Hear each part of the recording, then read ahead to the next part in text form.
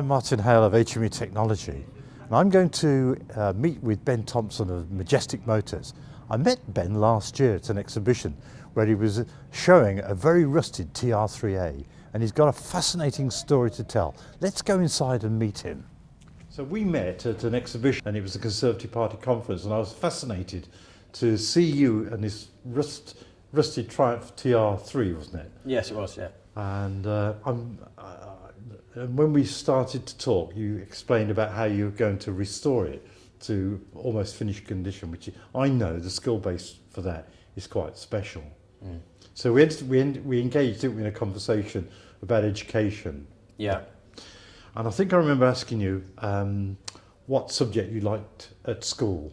Mm-hmm. Can you remind me what the answer was? Design technology. Right. Yeah. Why? Because it's hands-on, and you get to build things and create things and fix things. And what can be better? What can be better than that? Right.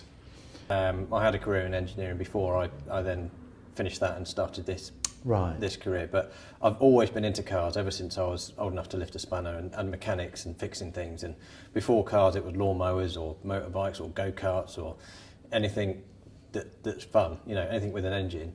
It just fascinated me, always has done. The internal combustion engine. Yes. The provider of so many jobs around the world. Yes.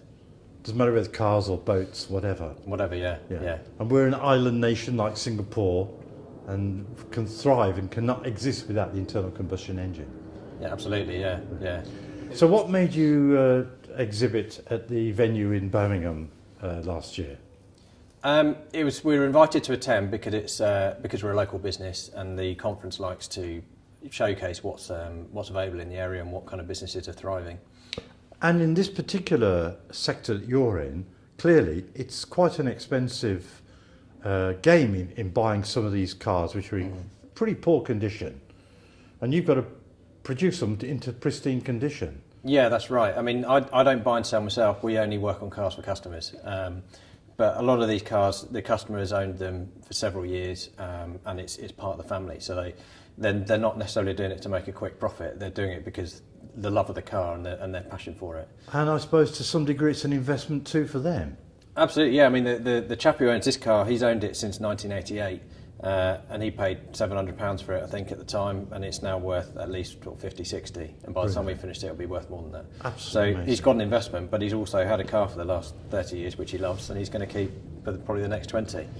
So the work you're doing here, we're looking at the machining, close tolerance work on the engines. You're looking at sheet metal work, but also upholstery, so in textiles as well. Yeah, literally all sorts. So as you've rightly said there, so we're starting with the body shell. We're doing a lot of cutting out the rusty panels, panel beating new panels from scratch from sheet metal, welding them in and cleaning them back, and then we prepare it, make sure there's no rust, treat all the rust, so there's sort of chemical processes involved as well, and then preparing for paint.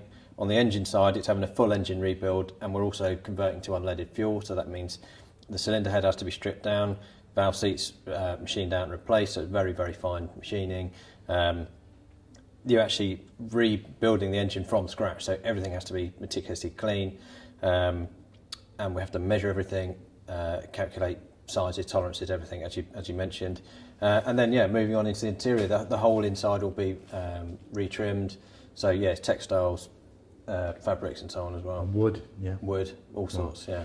So this is your own business. Why? Why on earth would you set up your own business? I ask myself that question every day.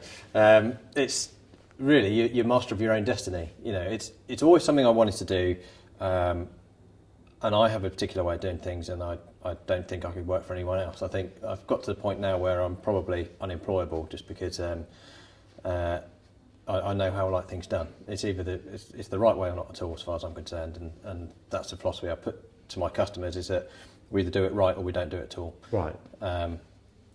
And the customers seem to be happy with that. Right. So. And of course, you're not a one-man band, you're employing people. Mm-hmm.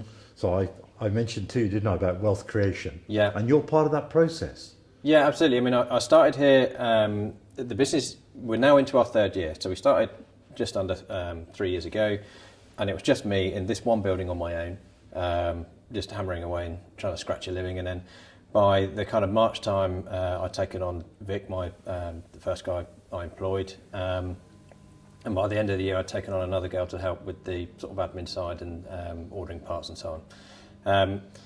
And so from when I started, it was just me. I've now got 2 staff. I've now got 7 barns, all with vehicles in, which are kind of waiting to be worked on, and we're storing for customers. And you know, our order book is full for the next 3 years. Wonderful, absolutely. So now, you like design technology when you were young and at school.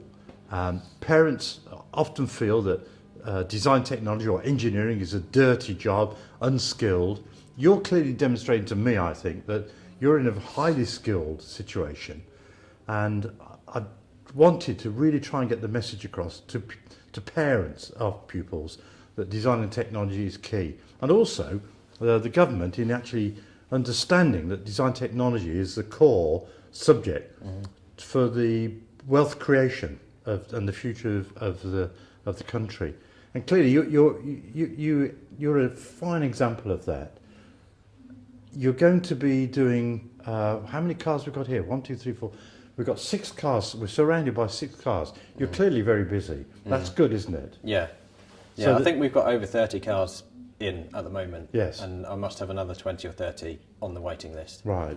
But you can only do so much Yeah, in at any one day. time, yeah. We're obviously limited on space. Great. Ben, lovely. It's been great coming here. It's been an absolute revolution for me. It's another learning curve, and you don't stop learning these days. So thank you very much. No problem at all. Not at all.